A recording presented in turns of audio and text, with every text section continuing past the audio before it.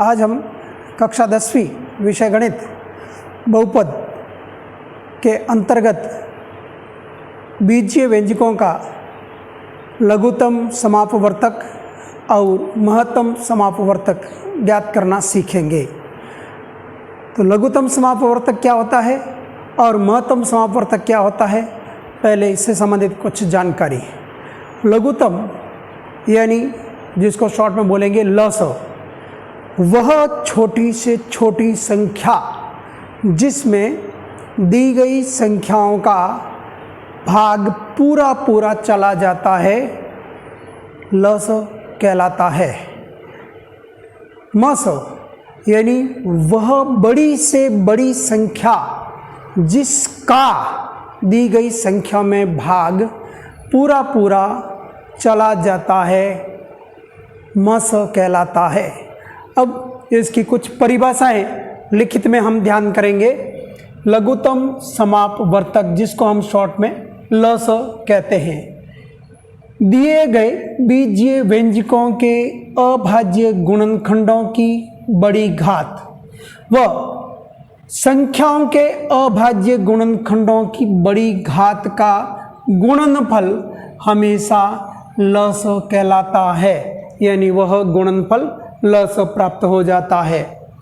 फिर आता है महत्तम समापवर्तक जिसको मस कहते हैं, दिए गए बीजीय व्यंजकों के अभाज्य गुणनखंडों की उभयनिष्ठ, यहाँ उभयनिष्ठ नहीं था लेकिन यहाँ उभयनिष्ठ की बात हो रही है मस में, तो उभयनिष्ठ बड़ी घात व संख्याओं के अभाज्य गुणनफलों की उभयनिष्ठ बड़ी घात के गुणनफल को मस कहते हैं।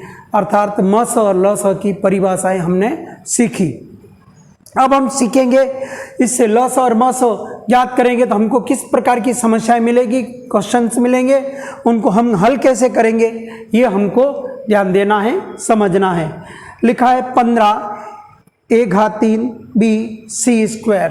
तो अपनी पहली समस्या है 15 a घात 3 b c स्क्वायर और 24 a स्क्वायर b c घात 3 कैसे हल करेंगे यह सीखना।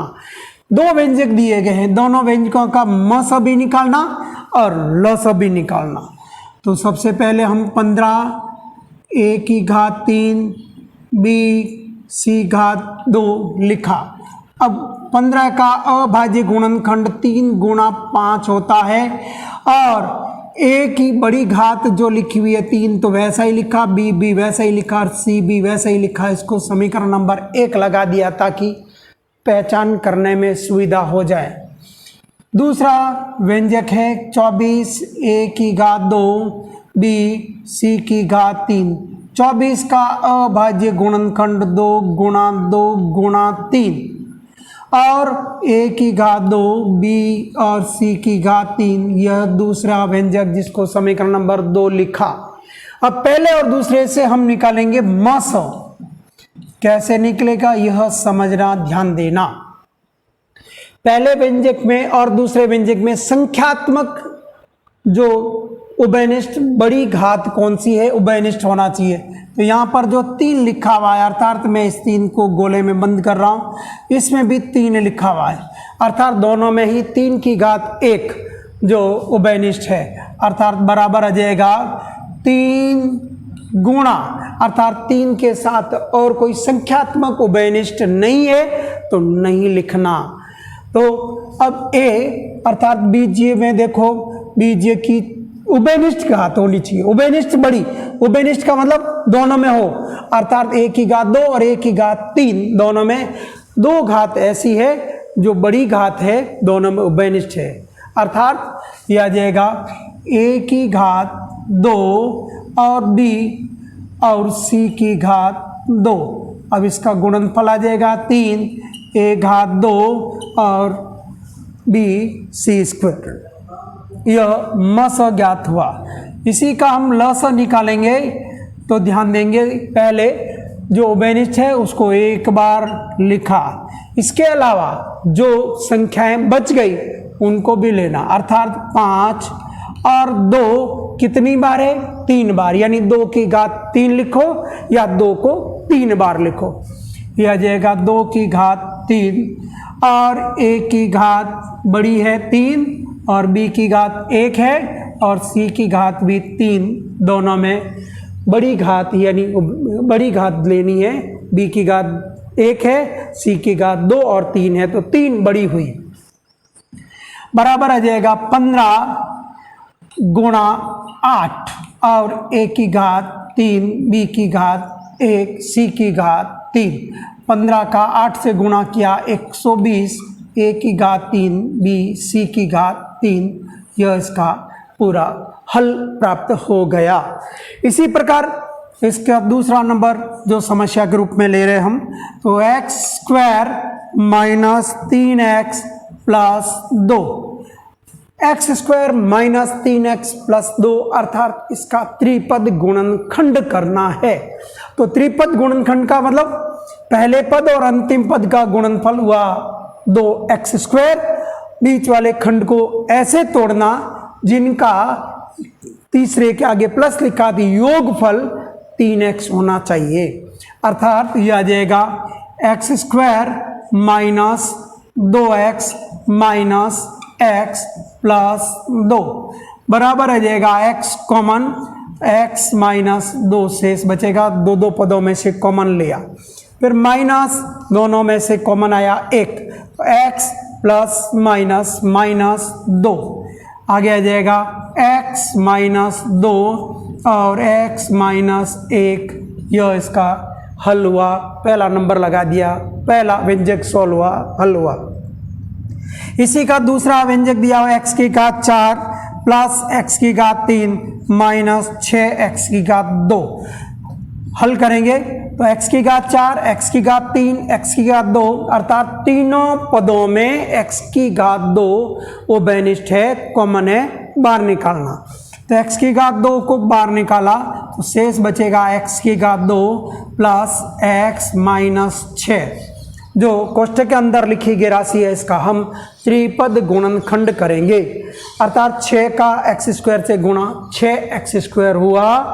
बीच वाले पद को दो ऐसे भागों में तोड़ना जो घटाने पर, तीसरे के आगे माइनस का चिन्ह है तो घटाने की क्रिया करना, घटाने पर 1 आना चाहिए, अर्थात 3x और 2x ये प्राप्त होगा x स्क्वायर, और यह आ जाएगा x square plus 3x minus 2x minus 6, बीच में जो पद था उसको दो भागों में विभाजन किया, 3x और 2x, x स्क्वायर और x कॉमन आएगा पहले दो पदों में से, तो x प्लस 3 बचेगा, माइनस 2 कॉमन आया और x माइनस 3 बचेगा, बराबर माइनस माइनस प्लस, यह आ जाएगा x स्क्वायर और x प्लस 3 और x माइनस 2, ये व्यंजक नंबर 2 प्राप्त हुआ।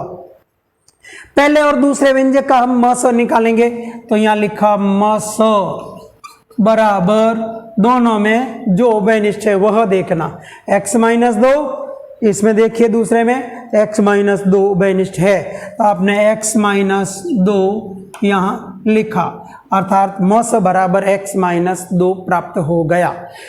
इसके अलावा कोई कॉमन है क्या, वो बेनिष्ठ है क्या, नहीं है, ठीक। आगे चलिए ल स निकालिए, ल स बराबर x माइनस 2, तो दोनों में वो बेनिष्ठ है, एक बार लिखना, फिर x माइनस 1 और दूसरा आ जाएगा x प्लस 3, यह उभयनिष्ठ बार आ गया। इसके अलावा एक राशि और बची हुई है, कौन, एक्स स्क्वायर, तो यहाँ एक्स स्क्वायर को शुरू में लिखना, x की घात 2 या एक्स स्क्वायर, यह हमारा लस प्राप्त हो गया। इसी प्रकार आगे की जो समस्या दे रखी है, तीसरा जो प्रश्न है वह है 24 और ब्रैकेट में 6x की घात 4 माइनस x की घात 3 माइनस 2x घात 2, यह मैंने पहला व्यंजक लिखा, दूसरा व्यंजक अभी बाद में। तो यहाँ पर 24 को 24 लिखा, आगे अभाज्य गुणनखंड करेंगे और कोष्ठक में से जो कॉमन आ रहा है पहले कॉमन लेना, उभयनिष्ठ लेना। तो x की घात 4, x की घात 3, x की घात 2 में से x घात 2 उभयनिष्ठ है, बाहर आ जाएगा। ये हो जाएगा 6x घात 2 माइनस x माइनस 2। अब यहाँ से 24 x घात 2 और कोष्ठक में लिखी गई राशि का फिर त्रिपद गुणनखंड करना। 6 दूनी 12 एक्स स्क्वायर, अर्थात बीच वाले को ऐसे तोड़ना कि घटाने पर, तीसरे के आगे माइनस है तो घटाने पर माइनस का 1 प्राप्त हो जाए। यह आ जाएगा 6x square minus 4x plus 3x minus 2। आगे यह आ जाएगा 24 का अभाज्य गुणनखंड 2 गुणा 2 गुणा 2 गुणा 3 एक्स स्क्वायर, और दोनों में से कॉमन लेंगे पहले और दूसरे में से, तो कॉमन आ जाएगा 2x, तो शेष बचेगा 3x माइनस 2 प्लस कॉमन आया 1, तो 3x माइनस 2 कॉमन प्राप्त हो जाएगा दोबारा। तो दोबारा यहाँ कॉमन लेंगे तो यह आ जाएगा 2 गुणा 2 गुणा 2 गुणा 3 एक्स स्क्वायर और 3x माइनस 2, शेष बचेगा 2x प्लस 1। यह पहला व्यंजक हल हो गया।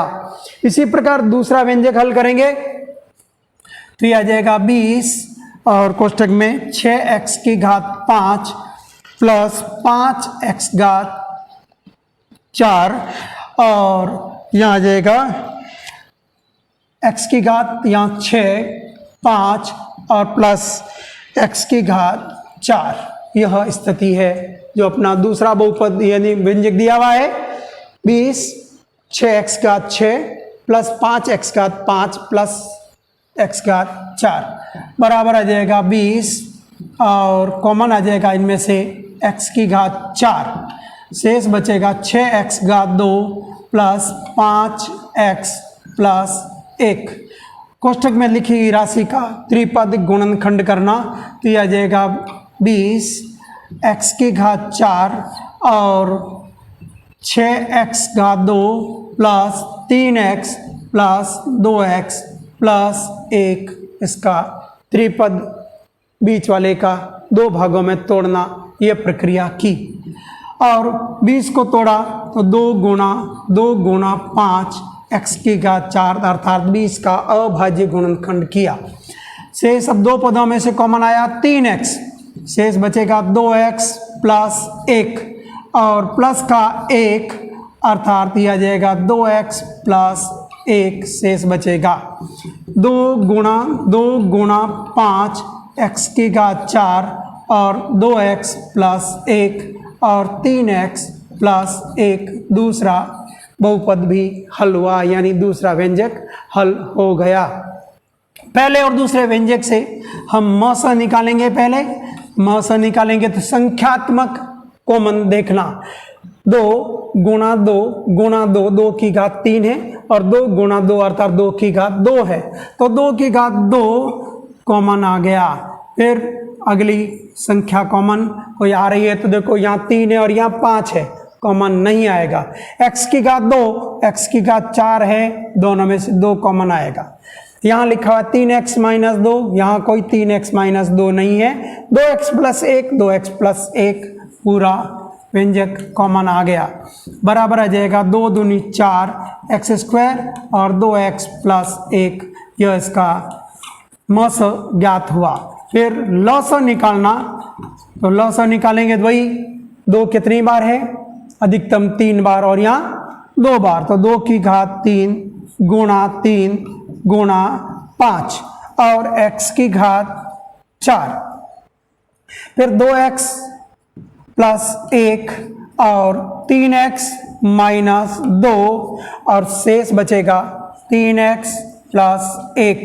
यह इसका हल निकलेगा, अर्थात 2 की घात 3 का अर्थ हुआ 8 गुणा 3 गुणा 5, गुणा करेंगे तो 15 8 120 x की घात 4 और 2x प्लस 1 और 3x माइनस 2 और 3x प्लस 1, यह इसका हल प्राप्त हुआ। इसी प्रकार यदि हमको आगे की कोई समस्या ऐसी दी हुई हो, दो व्यंजकों का गुणनफल